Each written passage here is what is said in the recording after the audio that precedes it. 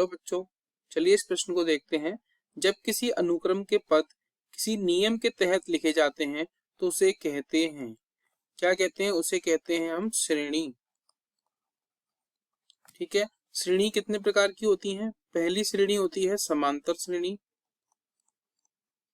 समांतर श्रेणी जिसे हम क्या बोलते हैं? एपी भी बोलते हैं।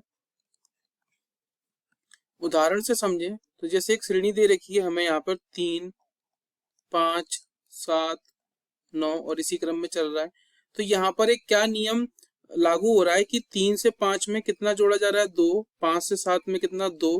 7 से 9 में 2। तो प्रत्येक पद में एक निश्चित संख्या का यहाँ पर जोड़ हो रहा है, तो ये क्या कहलाएगी? एक समांतर श्रेणी कहलाएगी।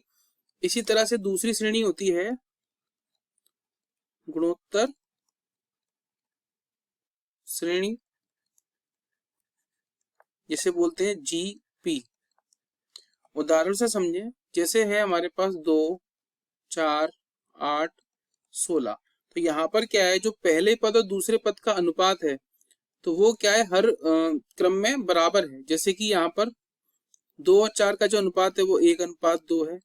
4 और 8 का जो अनुपात है वो भी कितना? 1:2 है।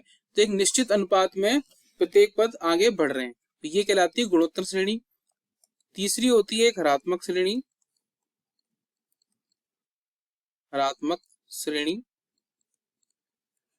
जिसे बोलते हैं एचपी। तो किसी ऐसी श्रेणी जिसके जो हर का मान है, हर का मान किस में हो? समांतर श्रेणी में हो। जैसे यहाँ पर श्रेणी दी हुई है 1/3, 1/5, 1/7, 1/9। तो हर में जो स्थित मान है वो किस में? समांतर श्रेणी में, क्योंकि यहाँ पर प्रत्येक पद में एक निश्चित संख्या को जोड़ा जा रहा है, तो ये किस में होती है? समांतर श्रेणी में। ठीक है, तो इसे हम बोलते हैं हरात्मक श्रेणी। ठीक है, आशा करता हूँ ये आपको समझ में आया होगा। धन्यवाद।